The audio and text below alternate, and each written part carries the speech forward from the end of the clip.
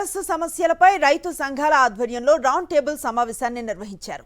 Aqua రైతులను ప్రభుత్వం గాలి కొదిలేసిందని రైతు సంఘాల నేతలు తెలిపారు.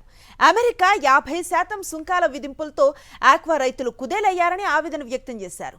ఎగుమతులు తగ్గి ఇబ్బందులు పడుతున్నట్లుగా చెప్పారు.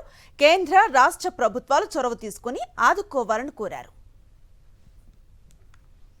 అమెరికా ప్రభుత్వం 50 నుంచి 60% పన్నులు విధించడంతో భారతదేశంలో ఆంధ్ర రాష్ట్రంలో కోస్తా జిల్లాల్లో ఉన్నటువంటి ఆక్వా రైతాంగం తీవ్రంగా నష్టపోతున్నారు.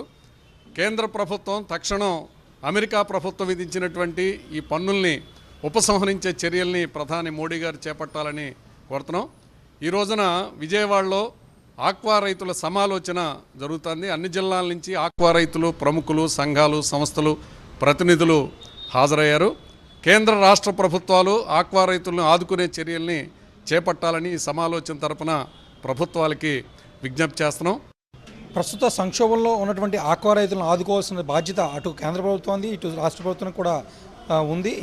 ఎందువల్లంటే గత మనం 6 నెలలుగా చూస్తున్నాం ఈ అమెరికా ట్యాక్స్ విషయంలో రైతులు చాలా ఆందోళన చెందుతున్నారు.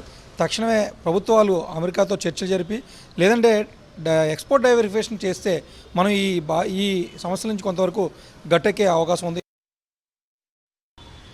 ఈ ఆంధ్ర రాష్ట్రంలో ఉన్న ఆక్వా రంగం చాలా తీవ్రమైనటువంటి ఇబ్బందులు పడుతుంది.